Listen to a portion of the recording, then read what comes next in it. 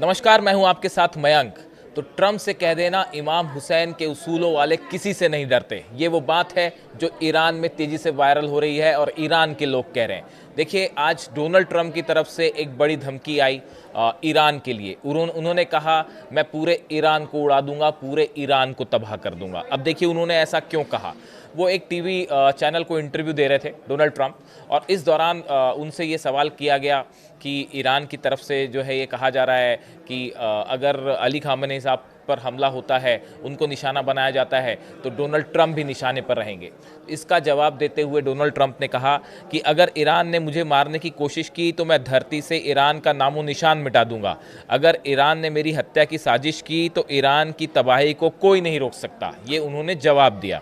जो इंग्लिश में उन्होंने कहा, I have very firm instruction, anything happens they are going to wipe them off the face of this earth. उन्होंने ये कहा कि मैंने अपने सुरक्षा कर्मियों को आदेश दे रखा है कि अगर मुझे कुछ होता है तो वो ईरान को नक्शे से मिटा दे। इस तरह की बात उन्होंने कही।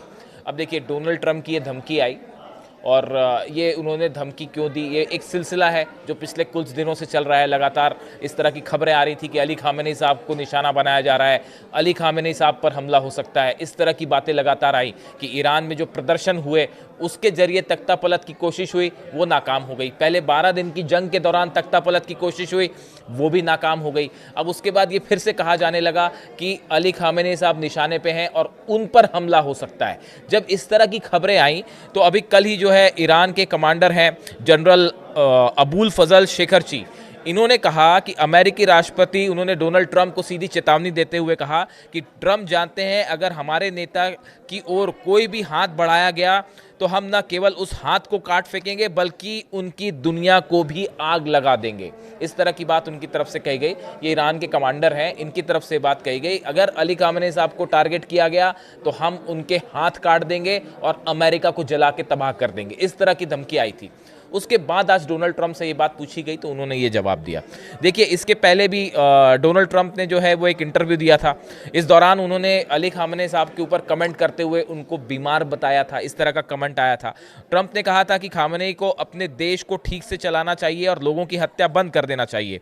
इससे पहले ट्रंप ने खामेनी के करीब 40 साल के शासन को समाप्त करने की अपील भी की थी, और उन्होंने कहा था कि ईरान को अब नए लीडरशिप की तलाश करनी चाहिए। इस तरह का बयान डोनाल्ड ट्रंप की तरफ से आया था। तो देखिए, लगातार डोनाल्ड ट्रंप जो है वो अली खामेनी साहब को टारगेट करते हुए उनके बयान आ रहे हैं, और इससे बड़ा साफ था कि बार बार वहां सत्ता परिवर्तन की जो है वो कोशिश हो रही है। देखिए, अभी थोड़े वक्त पहले जब ये प्रदर्शन हुए और उसके बाद पहली बार अली खामेनी साहब जब बाहर आए, तब उन्होंने डोनाल्ड ट्रंप को करारा जवाब दिया था, और उन्होंने ये बात कही थी कि ईरान में जो हत्याएं हुई, जिन लोगों की मौत हुई, उसके जिम्मेदार डोनाल्ड ट्रंप हैं। डोनाल्ड ट्रंप ने पहली बार अमेरिका के किसी राष्ट्रपति ने सीधे तौर पर ईरान को अनस्टेबल करने की कोशिश की, वहाँ हिंसा को भड़काने की कोशिश की, और उसमें अमेरिकी राष्ट्रपति का सीधा हाथ है। और अमेरिकी के राष्ट्रपति के हाथ खून से रंगे हुए हैं ईरान के लोगों से, और उनकी वजह से ईरान में हत्याएं हुई। बड़ा सख्त संदेश दिया अली खामेनी साहब ने ट्रंप को। उसके बाद से जो है लगातार ट्रंप की तरफ से बयान आए अली खामेनी साहब को टारगेट करते हुए, ईरान की सत्ता परिवर्तन को लेते हुए। अब उसके बाद डोनाल्ड ट्रंप की तरफ से ये कहा गया है कि मैं ईरान को, अमेरिका जो है ईरान को उड़ा देगा अगर किसी तरह का हमला होता है। देखिए, जब अमेरिका में चुनाव प्रचार हो रहे थे राष्ट्रपति पद के लिए, उस समय डोनाल्ड ट्रंप पर हमला हुआ था और गोली उनके कान को छूते हुए निकल गई थी।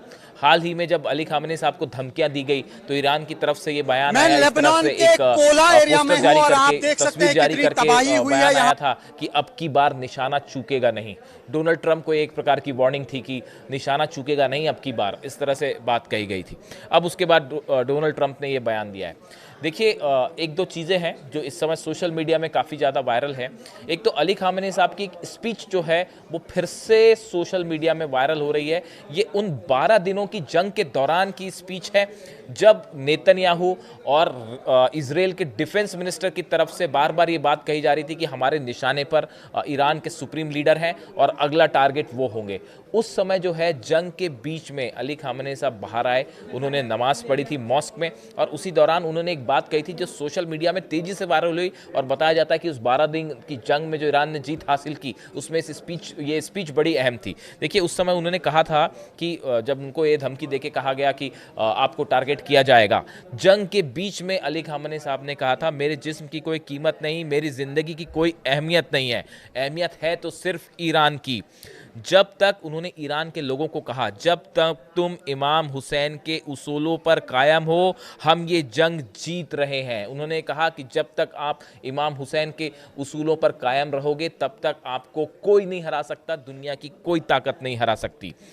जब तक हम जुल्म के सामने नहीं झुकते, जब तक ताकत और लालच के आगे सर नहीं झुकाते, तब तक हमसे कोई नहीं जीत सकता। ये बात उन्होंने कही थी और ये स्पीच उस 12 दिनों की जंग के दौरान पूरी दुनिया में तेजी से वायरल हो गई थी। और आज एक बार फिर जब डोनाल्ड ट्रंप ने ये धमकी दी है कि हम ईरान को उड़ा देंगे, ईरान को नक्शे से मिटा देंगे, एक बार फिर वही स्पीच याद की जा रही है जिसमें अली खामेनी साहब ने कहा था कि इमाम हुसैन के उसूलों पे जो चलते हैं वो किसी के आगे नहीं डरते, किसी के आगे नहीं झुकते।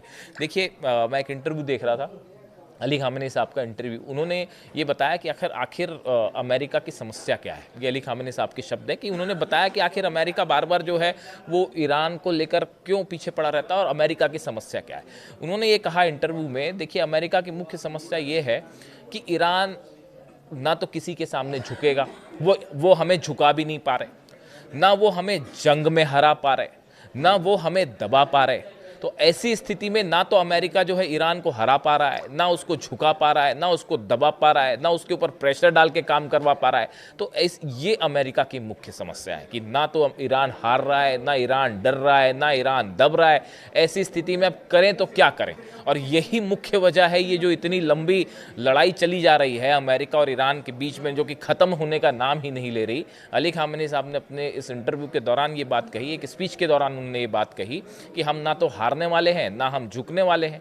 तो अब समस्या अमेरिका की यही है कि ना ईरान हार रहा है, ना झुक रहा है, तो किया जाए तो क्या किया जाए। और इसी वजह से जो है ये ट्रसल जो है वो बढ़ती जा रही है। अब इसी बीच में जो है देखिए जिस तरह से जंग के हालात बने हुए हैं, बड़ा हथियारों का बिल्डअप हो रहा है ईरान की चारों तरफ, घेरना शुरू हो चुका है ईरान को।